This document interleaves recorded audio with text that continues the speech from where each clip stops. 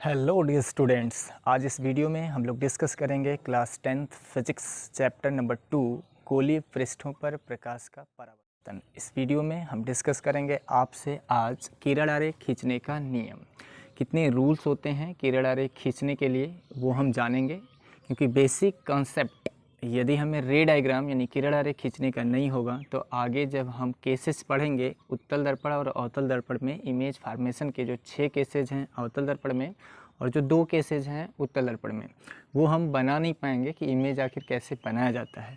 इस वीडियो में हम आपसे ये भी बताएंगे कि जो 3 रूल्स हैं रे डायग्राम खींचने का या किरण आरेख खींचने का, वो नियम क्या है और उसे कैसे सिद्ध करेंगे कि जब कोई भी लाइट मुख्य अक्ष के समांतर जाती है तो वो फोकस से ही लौट के क्यों आती है, या फिर यदि वो सेंटर ऑफ कर्वेचर से होके जाती है तो क्यों सी से ही लौट के आती है, और यदि वो फोकस से होके जाती है तो क्यों मुख्य अक्ष के पैरेलल आती है। इन सारे चीज़ों का रीज़न हम आपको इस वीडियो में आज बताने वाले हैं। तो आइए स्टार्ट करते हैं। तो सबसे पहले रे डायग्राम खींचने के जो नियम है हमारे पास हैं वो 3 नियम हैं इसके, वो तीनों नियम हम आपको सिखाते हैं। तो यहाँ लिखेंगे किरण आरेख खींचने के 3 नियम हैं। किरण आरेख खींचने के 3 नियम हैं, 3 नियम हैं। ये 3 नियम क्या क्या हैं वो मैं 1 बाय 1 आपसे डिस्कस करता हूँ। पहला नियम है, मैं दोनों मिरर लेके आपको समझाऊंगा, या तो उत्तल हो या फिर अवतल, दोनों मिरर में जो रे डायग्राम खींचने का तरीका है वो क्या है। तो सबसे पहले मैं ये मिरर बनाता हूँ और आपसे ही पूछता हूँ कि ये कौन सा मिरर है। हालांकि हमने आपको ये सारी बातें पिछले वीडियो में बता चुका हूँ कि कब कौन सा मिरर उत्तल दर्पण होगा और कौन सा अवतल दर्पण होगा, कब किसे कैसे जानेंगे कि ये उत्तल दर्पण है और ये उत्तल दर्पण है, दोनों में डिफरेंस कैसे जानेंगे, इन सारी चीज़ों के बारे में हमने आपसे पिछले वीडियो में डिस्कस किया है। तो यदि कलई बाहरी पृष्ठ पर हो, यदि ये जो डॉटेड लाइन इस तरह से खींची गई, इस बात का मतलब है पॉलिश, और यदि ये पॉलिश यानी ये कलई बाहरी पृष्ठ पर की गई हो और अंदर वाला जो पोर्शन हो ये धंसा वाला हो या धंसा वाला हिस्सा हो, तो इस केसेज में ये जो मिरर होगा इस मिरर का नाम होगा अवतल दर्पण, इसका नाम होगा अवतल दर्पण। यदि इसी का उल्टा इमेज बनाएं कि हम एक कांच का इस तरह से कटा वाला हिस्सा लें और इसमें कलई हम अंदर अंदर कर दें, ये जो कलई हमने किया है, जो पॉलिश की है हमने, ये अंदर अंदर है, तो ये वाला जो दर्पण होगा इसका नाम होगा उत्तल दर्पण। फिलहाल नियम नंबर 1 क्या है, नियम नंबर 1 क्या है वो पहले मैं नियम लिखता हूँ फिर उसका इमेज बनाता हूँ, ठीक है। तो पहले मैं नियम लिखता हूँ फिर इमेज बनाता हूँ।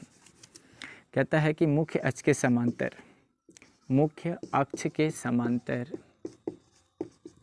मुख्य अक्ष के समांतर चलने वाली प्रकाश किरणें, चलने वाली प्रकाश किरणें, मुख्य अक्ष के समांतर चलने वाली प्रकाश किरणें दर्पण से परावर्तन के बाद, दर्पण से परावर्तन के बाद फोकस से होकर जाती है, फोकस से होकर जाती है अथवा जाती हुई प्रतीत होती है, अथवा जाती हुई प्रतीत होती है, प्रतीत होती है। कैसे समझेंगे, देखो मैंने 2 शब्द लिख दिया, मुख्य फोकस से होके जाती है या जाती हुई प्रतीत होती है। मुख्य फोकस का मतलब उत्तल दर्पण या अवतल दर्पण में एक ही फोकस होता है जिसे हम फोकस अथवा मुख्य फोकस भी कह सकते हैं। अब इस बात को with the help of image, with the help of mirror कैसे समझेंगे, दर्पण की सहायता से इसे हम आपको समझाते हैं, ठीक है। देखो एक बनाते हैं एक उत्तल और अवतल दर्पण और दोनों की सहायता से हम आपको ये जो बात हमने यहाँ पे लिखा है इसे प्रूफ करते हैं। तो सबसे पहले एक अवतल दर्पण हम ले लेते हैं, एक अवतल दर्पण लेते हैं। तो इस तरह का जो मिरर होगा इसका नाम होगा अवतल, यानी इसे इंग्लिश में कनकेव मिरर कहते हैं। कलई बाहर बाहर है, यानी ये वाला पोर्शन उभरा हुआ पोर्शन है और अंदर वाला धंसा हुआ है, यानी ऐसा वाला हिस्सा जिसके बाहरी सरफेस से ऐसा सरफेस ये बाहरी वाले सरफेस पर कलई की जाए और अंदर वाला हिस्सा क्या हो, धंसा हो, तो ऐसे वाले हिस्से को क्या कहते हैं, अवतल दर्पण। ऐसा दर्पण जिसके बाहरी पृष्ठ पर कलई की जाए और प्रकाश का परावर्तन धंसे हिस्से से हो, उसे अवतल दर्पण कहते हैं। तो ये होता है अवतल दर्पण का पोल यानी ध्रुव। पोल से जितनी दूरी पर फोकस होता है उतनी ही दूरी पर फोकस से उसका सेंटर भी होता है। यानी ये जो गोला होगा, ये जो कटा वाला हिस्सा है, इसको सर्कल बनाएं, इस सर्कल का जाहिर सी बात है एक सेंटर होगा। ये जो सेंटर होता है इसे वक्रता केंद्र कहते हैं इस गोली दर्पण का, ठीक है। अच्छा सुनिए, तो P और F के बीच की जो दूरी होती है उतना ही F और C के बीच की दूरी भी होती है। नियम कह रहा है पहला कि मुख्य अक्ष के समांतर लाइट लेके जाएंगे। तो कल्पना करिए यहाँ पे कोई आप वस्तु रखे हैं जिसे हम ओ डैश कहते हैं, ऑब्जेक्ट है ये, कोई कैंडल मान सकते हैं, इसे मोमबत्ती आप समझ सकते हैं, ठीक है। यहाँ से दुनिया भर के प्रकाश किरण विभिन्न दिशाओं में बिखरेंगे। जब ये कैंडल यानी मोमबत्ती जलेगी तो बहुत सारे प्रकाश क्या होंगे, विभिन्न दिशाओं में बिखरेंगे, लेकिन हम आपको समझाने के लिए केवल एक ही रेज ले रहे हैं। तो यहाँ से हम मानते हैं ये हमारा मुख्य अक्ष है, इससे जो लाइट निकलेगी ये मुख्य अक्ष के पैरेलल जा रही है, मुख्य अक्ष के पैरेलल ऐसे जा रही है। तो यहाँ पे सबसे पहले आपको डायरेक्शन दिखाना लाइट वाले चैप्टर में बेहद ज़रूरी होगा, ठीक है, कि लाइट कहाँ से जा रही है। तो ये आपका ऑब्जेक्ट है, यहाँ से लाइट रे निकल रही है और ये जब तक इस मिरर पे नहीं पहुँचेगी तब तक इससे टकराएगी नहीं, और यदि इससे टकराएगी नहीं तो इससे इसका रिफ्लेक्शन नहीं होगा। अब जवाब होगा कि यदि ये लाइट इस सरफेस के इस वाले हिस्से से टकरा रही है तो ये इस पार जाएगी या नहीं जाएगी। तो जवाब है इस पार हमने कलई कर रखा है। किस चीज़ का कलई है, रेड ऑक्साइड का लेप लगा रखा है मैंने, जिसके वजह से ये लाइट उस पार नहीं जा पाएगी। तो फिर घटना क्या घटेगी, यदि ये सरफेस से यहाँ से टकराएगी ये लाइट, तो दर्पण से अब इसका परावर्तन होगा। तो परावर्तन होने के बाद ये जाएगी कहाँ से, ये फोकस से होके जाएगी। कहाँ से, ये फोकस से होके जाएगी। तो हम इसे लेके चलते हैं इसके फोकस से। ये इसका फोकस है जो कि हमने बोर्ड पे लिखा है, पहले ही नियम हमने आपको बताया है। इसे हम आपको क्लैरिफाई भी करेंगे, इसको प्रूव भी करके हम आपको दिखाएंगे कि ऐसा क्यों हो रहा है कि ये मुख्य अक्ष के समांतर जा रही है तो क्यों फोकस से लौट के आ रही है, ये क्यों नहीं सी से होके जाती है, क्यों नहीं पी से होके जाती है, आखिर वजह क्या है कि ये फोकस से ही रिटर्न हो रही है। ठीक है जी, देखिए जी, मुख्य अक्ष के समांतर हमने लिखा ये मुख्य अक्ष है, ये लाइट मुख्य अक्ष के समांतर चल रही है। तो मुख्य अक्ष के समांतर जाने वाली प्रकाश किरणें, मैंने लिखा है जाने वाली प्रकाश किरणें दर्पण से परावर्तन के बाद यहाँ जब ये टकराएगी तो इससे इसका रिफ्लेक्शन होगा, परावर्तन के बाद इसके फोकस से होके जाती है। तो अवतल दर्पण में तो ये रियल में जाती है, ये अवतल दर्पण है। कौन सा दर्पण, अवतल दर्पण है। और इस अवतल दर्पण में ये लाइट रियल में आ रही है, रियल में सच में आ रही है। फिर लिखा है मैंने कि फोकस से होकर जाती है तो जाती हुई प्रतीत होती है। तो जाती हुई प्रतीत किस में होती है, उत्तल में। किस में, उत्तल में। उसको भी मैं समझा देता यहाँ पे। देखो ये यदि कलई अंदर अंदर हो और प्रकाश का परावर्तन, प्रकाश का परावर्तन कहाँ से हो जाए, उभरे वाले हिस्से से।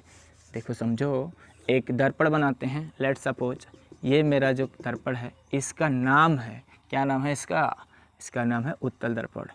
ये है इसका पोल, ये है इसका फोकस और ये है इसका सेंटर। ठीक है, ये F है और ये इसका C है। अब ऐसा मत कहिएगा कि सर इसका सेंटर इधर बना दीजिए। भैया गोला इधर बनाएंगे तो गोले का सेंटर तो इधर ही होगा, इधर तो हो नहीं सकता, क्योंकि गोला ऐसे तो बनेगा नहीं। गोला जब भी बनेगा तो कंप्लीट गोला इधर ही बनेगा, तो सेंटर इधर ही होगा, और सेंटर इधर होगा तो फोकस भी इधर ही होगा। ठीक है, सुनो, तो लाइट को मैं यहाँ ऑब्जेक्ट रख देता, ये कोई ऑब्जेक्ट है, सपोज करिए ये कोई ऑब्जेक्ट है। ऑब्जेक्ट आप कुछ भी ले सकते हो, जिस जो लाइट सोर्स हो आपके पास। यहाँ से अब लाइट निकलेगी, यहाँ से प्रकाश किरण निकलेगी विभिन्न दिशाओं में। हम समझाने के लिए वन वे डायरेक्शन में आपको लेके चल रहे हैं। ये मेरा मुख्य अक्ष है PFC, यानी PC को मिलाने वाली जो रेखा होती है उसकी मुख्य अक्ष कहलाती है। ठीक है, इसके समांतर हम एक लाइट लेके जा रहे हैं, इस मुख्य अक्ष के समांतर प्रकाश जा रही है। तो अभी लिखा था मुख्य अक्ष के समांतर यदि लाइट जाएगी तो दर्पण से परावर्तन के बाद कहाँ से जाएगी, फोकस से जाएगी अथवा जाती हुई प्रतीत होगी। अब ये लाइट अंदर तो जा नहीं सकती क्योंकि अंदर कलई कर रखा है, तो क्या होगा, फिर ये फोकस से जाएगी। कहेंगे फोकस से कैसे जाएगी, फिर अंदर कैसे जाएगी, अंदर तो जा नहीं सकती। तो ये फील होगा, ये क्या होगा, ये फील होगा। इसे हम आभास करेंगे कि ये कहाँ से जा रही है, फोकस से जा रही है। रियल में तो ऐसा होगा नहीं, बट ये ऐसा फील होगा कि ये कहाँ से जा रही है, ऐप से। इसलिए हम इसे किससे दिखाएंगे, डॉटेड से। यहाँ तक ये डॉटेड होगा बट बाहर ये रियल में होगी, है ना। तो ऐसा लगेगा कि ये जो लाइट है जो मुख्य अक्ष के पैरेलल जा रही है, फोकस पे दर्पण से परावर्तन के बाद ऐसा लगेगा कि ये ऐप से होके जा रही है, ऐसा फील होगा, बट रियलिटी ऐसा होगा नहीं। तो इसके इमेज में जब इसका इमेज का फॉर्मेशन होगा तो वैसे केसेस में हम इसे डॉटेड लाइन से इमेज बनाएंगे। इसी वजह से हमने लिखा है कि जाती है अथवा जाती हुई प्रतीत होती है। जाती हुई प्रतीत किस में होती है? उत्तल दर्पण में। जाती किससे है? अवतल दर्पण में। ठीक है, ये पहला नियम है रे डायग्राम का। यदि मुख्य अक्ष के समांतर जाएगी तो कहाँ से लौटेगी? फोकस से लौटेगी। समांतर जाएगी तो कहाँ से आएगी? फोकस से। जाती हुई प्रतीत किस में होगी? उत्तल में। जाएगी किससे? अवतल में। ये पहला नियम है किरण रेखा खींचने का। ठीक है, समांतर जाएगी तो फोकस से आएगी। अच्छा जी, इसको हम अभी सिद्ध भी करेंगे। आपको तीनों हम प्रूफ करके दिखाएंगे कि ऐसा क्यों हो रहा है, उसके पीछे का रीज़न क्या है। ठीक है, अच्छा जी, दूसरा नियम देखते हैं। दूसरा नियम देखते हैं क्या है। सेकेंड रूल रे डायग्राम का। देखो जी,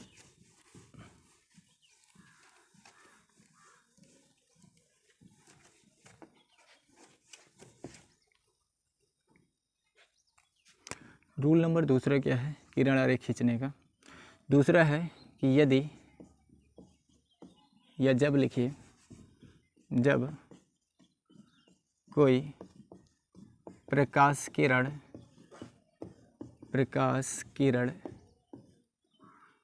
मुख्य फोकस या फिर फोकस भी कह सकते हैं से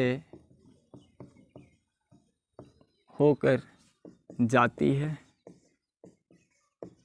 अथवा जाती हुई प्रतीत होती है, जाती हुई प्रतीत होती है, प्रतीत होती है, जाती है अथवा जाती हुई प्रतीत होती है, तो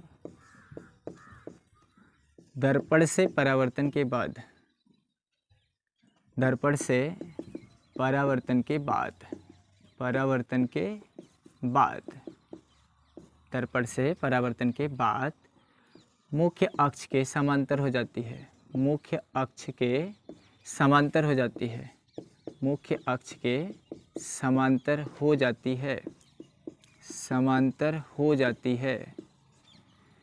कैसे समझेंगे इस पूरी बात को? तो हम आपको समझाते हैं इसका चित्र बना के। देखो जी, ये मेरे पास कौन सा मिरर है जिसमें मैंने बाहर बाहर कली कर रखा, ये है अवतल। तो फिगर थोड़ा साफ बनाते हैं। चलो जी, तो ये इसका क्या होगा? पोल, ये इसका फोकस और ये होगा इसका सेंटर। ठीक है, ये एफ है और ये क्या है इसका सेंटर सी।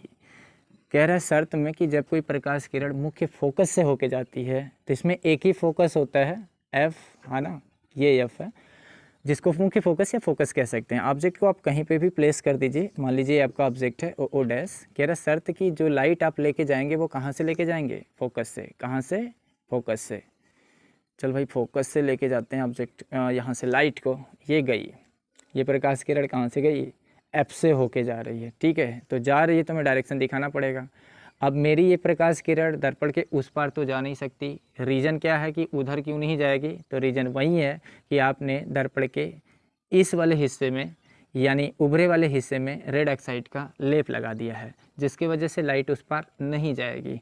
तो क्या होगा? तो ये लाइट का रिफ्लेक्शन होगा। लाइट कहाँ से होके जाएगी? लाइट लिखा गया है कि जब वो पहुँचेगी दर्पण पर, है ना, दर्पण से टकराएगी तो दर्पण से परावर्तन होगा उसका, और परावर्तन के बाद ये मुख्य अक्ष के समांतर हो जाएगी। मुख्य अक्ष क्या है? जो पीसी है वो मुख्य अक्ष है।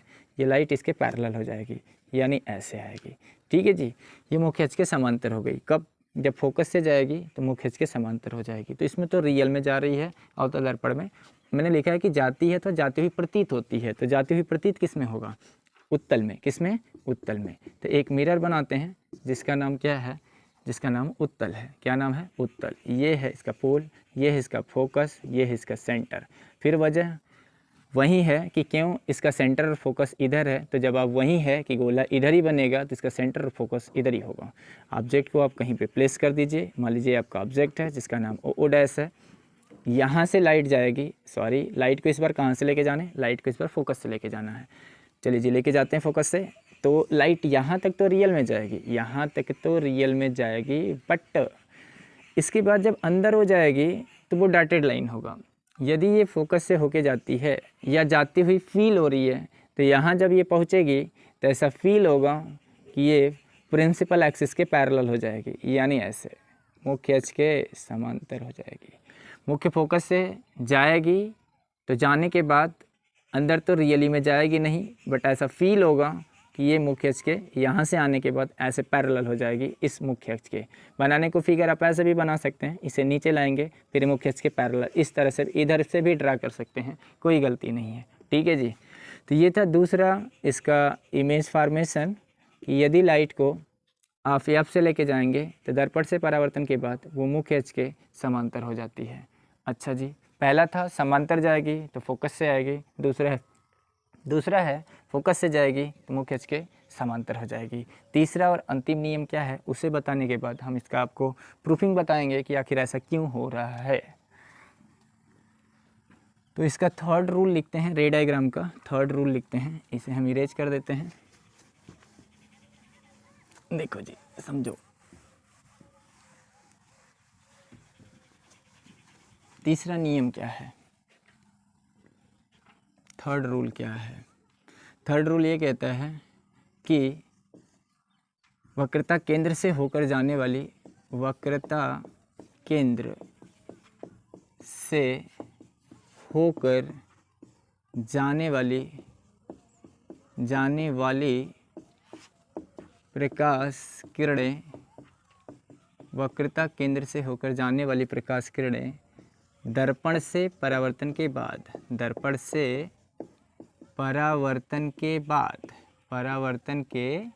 बाद वक्रता केंद्र से ही लौट आती है, वक्रता केंद्र से ही लौट आती है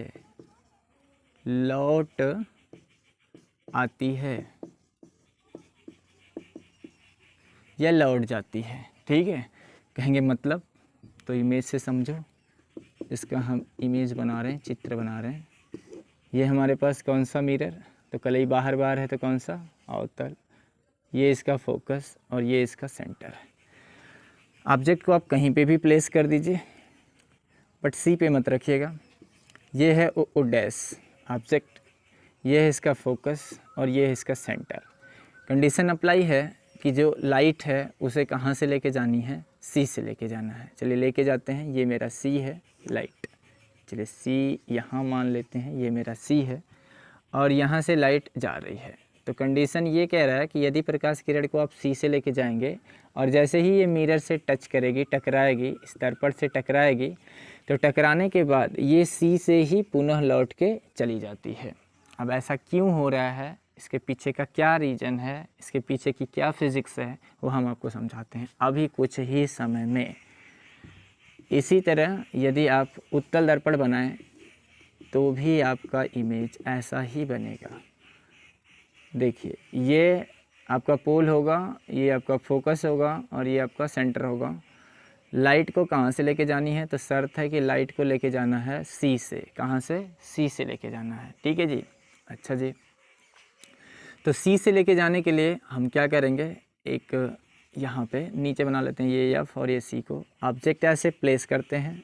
कंडीशन ये है कि लाइट को आपको कहाँ से लेके जाने हैं, सी से लेके जाना है। कहाँ से लेके जाना, सी से लेके जाना है। ठीक है, तो पहला रास्ता यही हो सकता है कि यदि ऑब्जेक्ट मेरा बिंदु आकार का हो तो उस केस में हम ऐसे ही लेके जा सकते हैं। इधर से लेके जाएंगे, इसी मुख्य अक्ष से लेके जाएंगे, मुख्य अक्ष से ही लेके आ जाएंगे और अंदर डॉटेड लाइन दिखा देंगे।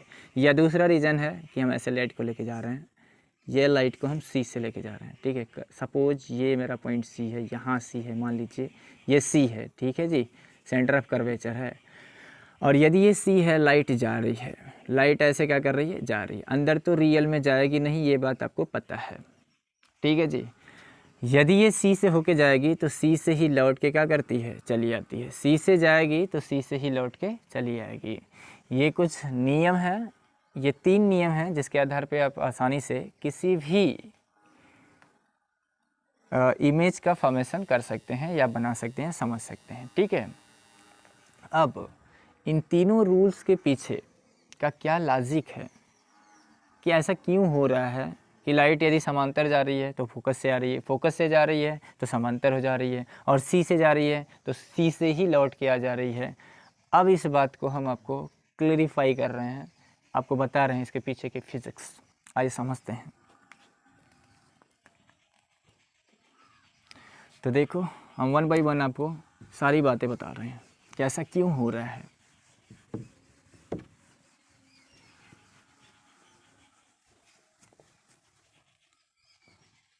देखो जी, मैंने पहला नियम लिखा था, समझाने के लिए हम आपको अवतल दर्पण ही ले लेते हैं।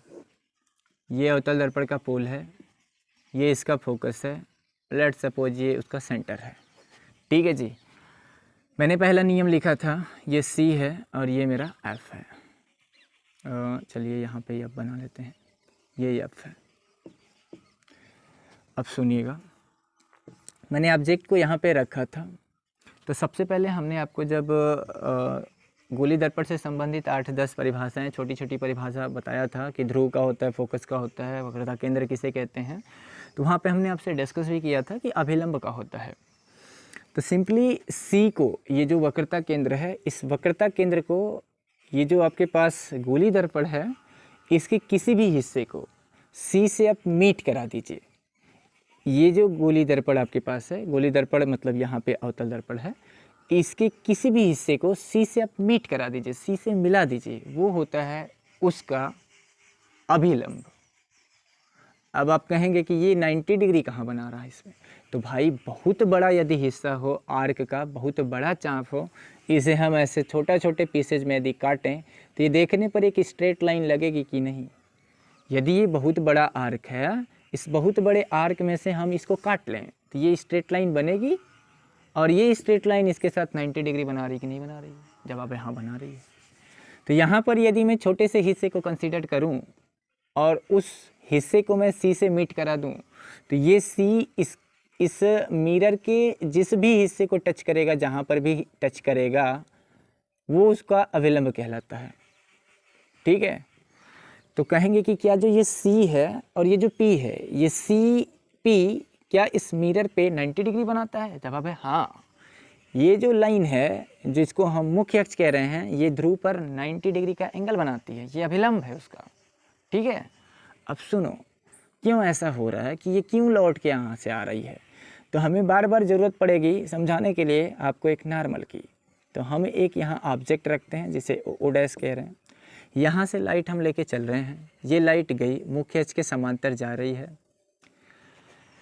तो हमने बताया था कि यदि मुख्य अक्ष के समांतर जाएगी तो ये लौट के कहाँ से आएगी, ये फोकस से आएगी। कहाँ से आएगी, फोकस से आएगी। ये फोकस से आ रही है, अच्छा जी, ये फोकस से आ रही है। ओके, क्यों आ रही फोकस से, समझिए। तो यहाँ पे आप परावर्तन का नियम पढ़े होंगे, परावर्तन का नियम आपने पढ़ा होगा कि आपतन कोण सदैव परावर्तन कोण के बराबर होता है। तो हमने ये नॉर्मल क्यों खींचा है, ये आपको समझाने के लिए कि ऐसा क्यों हो रहा है, ये लाइट क्यों रिटर्न हो रही है फोकस से, मिरर के फोकस से। तो देखो जी, ध्यान से देखो, यहाँ पर जो लाइट आ रही है ये अभिलंब के साथ जितने डिग्री का एंगल बनाती है, ये जो आपतित किरण है इस नॉर्मल के साथ जितने डिग्री का यहाँ एंगल बनाएगी, यदि आप लंगड़ा प्रकार से यानी डिवाइडर से आसानी से इसे यदि मेजर करना चाहते हैं तो आप आसानी से इसे देख भी सकते हैं और माप भी सकते हैं कि एग्जैक्ट यदि ये 30 डिग्री पर लाइट यहाँ पे इसके साथ आ रही है तो रिफ्लेक्ट भी होगी कितने डिग्री पर, 30 डिग्री पर। ये परावर्तन का नियम है, यानी ये I होगा तो ये R होगा, और ये दोनों आपस में क्या होते हैं, बराबर। ये बात आपको पता है। तो जब हम लाइट को मुख्य अक्ष के समांतर लेके जाते हैं ना, तो ये फोकस से ही आ पाती है। क्यों, क्योंकि रीजन यही है कि नॉर्मल के साथ, ये नॉर्मल है जिसका नाम CM मैंने यहाँ पे रख देखा है, ये CM के साथ ये जो O डैश M है जितना एंगल बना रहा है, यदि ये 30 बना रहा है तो आप यहाँ से डिवाइडर लगा के इस कोण के बराबर यहाँ पे कोण बनाएंगे, फिर एक लाइन ड्रा करेंगे तो ये F से ही होके जाएगी।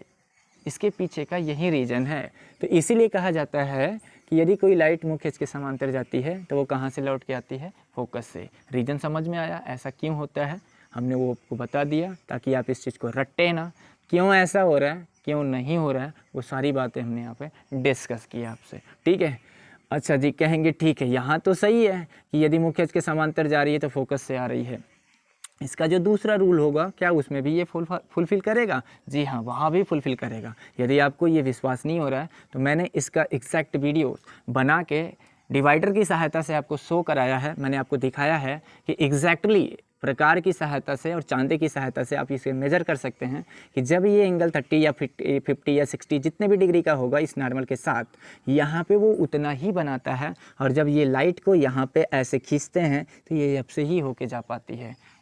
ठीक है, तो यदि आपको पूर्णतः विश्वास नहीं हो रहा तो आप मेरा वो वीडियोस देखिए, मैं उसे आई बटन में उसका लिंक आपको प्रोवाइड करा दूंगा, जिसकी सहायता से आप देख सकते हैं कि एग्जैक्टली ये बात रियलिटी में शो कर रहा है। ठीक है, तो याद कर लीजिए, रटिए मत, इसके पीछे का क्या फिजिक्स है कि क्यों ये पैरेलल जा रहा है तो फोकस से जा रहा है, उसके पीछे का ये लॉजिक है। आई होप कि आप समझ चुके होंगे ऐसा क्यों होता है। दूसरा रूल था, दूसरा इसका रूल मैंने बताया था आपको कि दूसरा रूल बताया था कि यदि लाइट को यहाँ पे आपको समझाते हैं इसी का सेकंड फिगर बना के, ताकि आपको समझ में आए अच्छे से। तो ये मैंने ले लिया मिरर समझाने के लिए आपको। कलई बाहर है तो ये मिरर कौन सा होगा, तो आपको पता है ये मिरर अवतल है। जब कलई बाहरी पृष्ठ पर होगी, प्रकाश का परावर्तन धसे पृष्ठ से होगा, तो ऐसा दर्पण अवतल दर्पण कहलाता है। ठीक है, दूसरा रूल मैंने आपको बताया था, नियम नंबर 2 आपको सिखाया था कि लाइट को कहाँ से लेके जाएंगे। शर्त दूसरा है कि यदि आप फोकस से लेके जाएंगे, कहाँ से लेके जाएंगे, फोकस से। ऑब्जेक्ट को आप रख लीजिए सी के बगल में, आप सी पर रख लीजिए, एफ पर मत रखिए और कहीं भी रख लीजिए। ठीक है, तो ये ऑब्जेक्ट है आपका ओ डैश, ये ऑब्जेक्ट है आपका। और शर्त है कि यदि इस बार आप लाइट को कहाँ से लेके जाना चाह रहे हैं, फोकस से। दूसरा नियम लिखा था कि यदि लाइट को हम फोकस से लेके जाएंगे तो ये जा रही है फोकस से। अब उस पर तो नहीं जाएगी, इसके पीछे का वही रीज़न है कि क्यों नहीं उस पर जाएगी। तो रीज़न नंबर वही है कि आपने उधर कलई कर रखा है, कलई कर रखा है आपने ना, इसलिए उधर नहीं जाएगी। ठीक है, उधर मतलब इस साइड। अब सुनो ध्यान से कि यदि ये फोकस से पास आउट हो रही है, ये इसका फोकस है और ये इसका सेंटर है। लाइट यदि इसके फोकस से होके जा रही है तो पुनः हमें एक नॉर्मल ड्रा करना पड़ेगा। नॉर्मल हम वहीं से ड्रा करेंगे जहां ये दर्पण के जिस हिस्से को टच करेगी। तो सी से इस वाले हिस्से को मैं मीट करा दूंगा। ठीक है, सी जो है मेरा, सी को, अरे यार ये क्या बन रहा है, सी को मैं इस वाले हिस्से से मीट करा दूंगा। ठीक है जी, इसका कुछ भी नाम दे देता, लेट सपोज इसका नाम मैं ए दे देता। अब ये जो सी, ये नॉर्मल है मेरा, ये मेरा अभिलंब है। ठीक है, अब ये आपतित किरण है, ये कौन सी किरण, आपतित किरण है जो इस मिरर पे आ रही है, और ये अभिलंब है। तो ये आपतित किरण और इस अभिलंब के बीच यहाँ जितने डिग्री का एंगल बनेगा, आप पटरी प्रकार की सहायता से इसे मेज़र करेंगे तो ये एंगल भी उतने डिग्री का ही बनता है जितने का ऊपर बनता है। यानी ये लाइट जब भी आप ड्रा करेंगे with the help of divider, वो उतना ही आएगा। यदि ये 30 डिग्री का यहाँ बना रहा है तो यहाँ भी आप देखेंगे तो 30 डिग्री का ही आएगा। और बाद में आप पटरी की सहायता से यानी स्केल की सहायता से मेज़र कर सकते हैं कि इन दोनों के बीच की जो डिस्टेंस है, लाइक यदि इसको ए बी कह दूँ, मैं इसे ए बी कहूँ, ठीक है, तो आप सी और बी के बीच की दूरी कहीं से भी मेज़र कर लीजिए, ये वाली जो डिस्टेंस है हर जगह सेम ही आएगी। तो इससे ये प्रूफ होगा कि ये जो ए बी लाइन है और जो पी सी लाइन है, ये दोनों एक दूसरे के क्या हैं, पैरेलल। ठीक है, ऐसा क्यों हो रहा है उसके पीछे का रीज़न मैंने आपको बता दिया कि ये जो लाइट आ रही है, जो आपतित किरण है, ये अभिलंब के साथ जितने डिग्री का एंगल बनाती है उतने ही डिग्री का एंगल ये रिफ्लेक्टेड रेज के साथ भी बनाती है। इसी वजह से आई और आर बराबर होते हैं, क्योंकि ये परावर्तन का नियम है कि जितना डिग्री आपतन कोण बनाएगा अभिलंब के साथ, अभिलंब के साथ जितने डिग्री का आपतन कोण बनेगा आपतित किरण के द्वारा, परावर्तित किरण भी अभिलंब के साथ उतने डिग्री का ही कोण बनाती है। इसी वजह से ये इसके पैरेलल ट्रेवल हो जाती है और इसके पीछे का कोई दूसरा रीज़न नहीं है। तीसरा रूल क्या है, जो थर्ड रूल मैंने आपको बताया कि यदि वो सी से होके जाएगी तो सी से ही लौट के आ जाएगी। तो उसके लिए मैं थर्ड फिगर यहाँ ड्रा करता। ये पोल है, ये फोकस है और ये आपका सेंटर है। ये फोकस और ये आपका सेंटर। लाइट को हम यहाँ पे रख रहे हैं, लाइट को सी पे रख नहीं सकते, वजह क्या है, सी पर रख देंगे तो ये बड़ी सी ऑब्जेक्ट है, लाइक कैंडल है, मोमबत्ती है, तो मोमबत्ती के ऊपरी हिस्से से ही प्रकाश निकलेगा, इधर उधर से तो प्रकाश निकलेगा नहीं। तो सी को ऑब्जेक्ट को प्लेस नहीं कर सकते हैं, क्योंकि सी पर ऑब्जेक्ट को प्लेस करेंगे तो बिंदु आकार का होगा, तभी वो अपने अंदर से प्रकाश इमिट कर सकता है। ठीक है, इसी वजह से सी के बाहर रख रहा हूँ। अब देखिए, लेके चल रहा हूँ ऑब्जेक्ट को सी से। ऑब्जेक्ट को कहाँ से लेके जाता, सी से। तो शर्त है कि हमें जो नॉर्मल खींचना है वो सी से ही खींचना है, और मेरी प्रकाश किरण भी कहाँ से जा रही है, सी से ही। तो जो मैं अभिलंब खींचूंगा वो भी सी से ही जाएगा और जो मेरी प्रकाश किरण जा रही है वो भी सी से ही जा रही है। तो ये कहा जाएगा कि जो अभिलंब है और जो आपतित किरण है वो दोनों तो एक ही जगह पे है।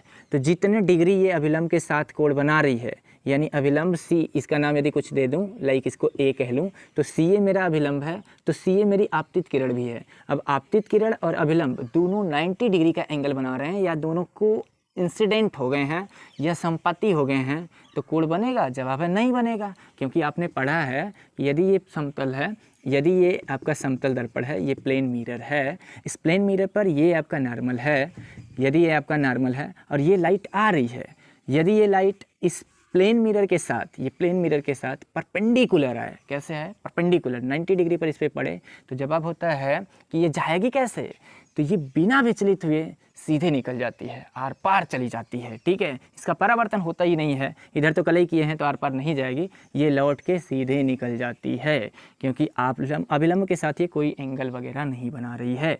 कहेंगे कि यदि ये लाइट इसी जगह पे आ जाती तब के साथ में तो अभिलंब और आपतित किरण दोनों एक ही जगह हैं, तो क्या परावर्तन की घटना होगी? जवाब होगा आई 0 है, तो आर भी का होगा 0। क्यों? क्योंकि अभिलंब और आपतित किरण दोनों एक ही साथ हैं, तो एक रेखा के ऊपर दूसरी रेखा हो तो दोनों संपाती होती हैं, उस केस में कोई कोण वगैरह नहीं बनता है। वही रीज़न यहाँ पे है कि जब लाइट सी से होके लेके जाते हैं तो आपतित किरण और हमारा अभिलंब दोनों एक ही जगह हो जाते हैं, और दोनों ये माने जाते हैं कि अभिलंब, जो मेरा अभिलंब होता है वो इस सरफेस पर 90 डिग्री का एंगल बनाता है, और कोई भी लाइट यदि अभिलंब पर लंबवत डाली जाती है तो उस केस में आपतन कोण और परावर्तन कोण दोनों का मान 0 होता है। तो इसी वजह से लाइट को सी से लेके जाने से सी से ही लौट के चली जाती है। आई होप कि आपको समझ में आया होगा कि क्यों ऐसा होता है कि लाइट को जब हम मुख्य अक्ष के समांतर लेके जाते हैं तो फोकस से क्यों आती है, और यदि फोकस से लेके जाते हैं तो मुख्य अक्ष के समांतर क्यों हो जाती है, और यदि सी से लेके जाते हैं तो सी से ही क्यों लौट के आती है। ठीक है, इसके पीछे का क्या फिजिक्स था वो मैंने आपको होपफुली अच्छे से समझा दिया है। तो thanks for watching my videos.